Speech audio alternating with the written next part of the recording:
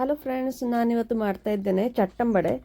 ಚಟ್ಟಂಬಡೆ ಅಂದರೆ ಸ್ವಲ್ಪ ಚಪ್ಪಟೆ ಆಗಿರ್ತದಲ್ವ, ಹಾಗೆ ನಾವು ಚಟ್ಟೆ ಅಂತ ಹೇಳೋದು, ಹಾಗೆ ಚಟ್ಟೆ ಆಗಿ ಮಾಡೋದನ್ನು ಚಟ್ಟಂಬಡೆ ಅಂತ ಹೇಳ್ತೇವೆ.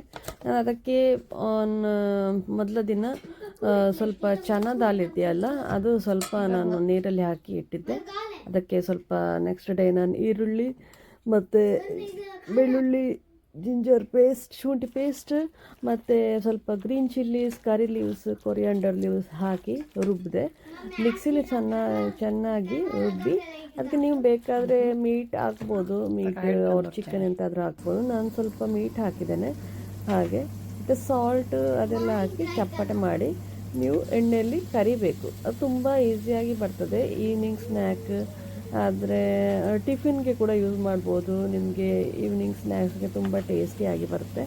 ಓಕೆ, ಅದಕ್ಕೆ ಏನಾದರೂ ಹಾಕಿದ್ರೆ ಲೈಕ್ ಚಿಕನ್ ಆಲ್ಸೋ ತುಂಬ ಟೇಸ್ಟಿಯಾಗಿ ಬರುತ್ತೆ. ಮತ್ತು ಸ್ವಲ್ಪ ನೀವು ಚನಾ ದಾಲ್ ಹೀಗೇ ಇಡಬೇಕು ಹೋಲಾಗಿ. ಅದು ಸ್ವಲ್ಪ ತಿನ್ನಲಿಕ್ಕೆ ಟೇಸ್ಟಿ ಆಗ್ತದೆ, ಕ್ರಿಸ್ಪಿಯಾಗಿ ನಾವು ಕರಿಯುವಾಗ. ಅದು 1-2 ಸ್ಪೂನ್ ಸಾಕು. ಮಿಕ್ಸಿಲಿ ರುಬ್ಬೇಡಿ, ರುಬ್ಬಿದ್ದಕ್ಕೆ ಮಿಕ್ಸ್ ಮಾಡಿದರೆ ಸಾಕು ಲಾಸ್ಟಿಗೆ. ಅದು ಬಟ್ ನೆನೆಸಬೇಕು, ಅಟ್ಲೀಸ್ಟ್ 5-6 ಅವರ್ಸ್ ಆದರೂ ಚನಾ ದಾಲ್ ಒಳ್ಳೆಯದಾಗಿ ನೆನೆಬೇಕು. ಒಳ್ಳೇದು ಮಾಡಿ ಫ್ರೈ ಆಗಬೇಕು.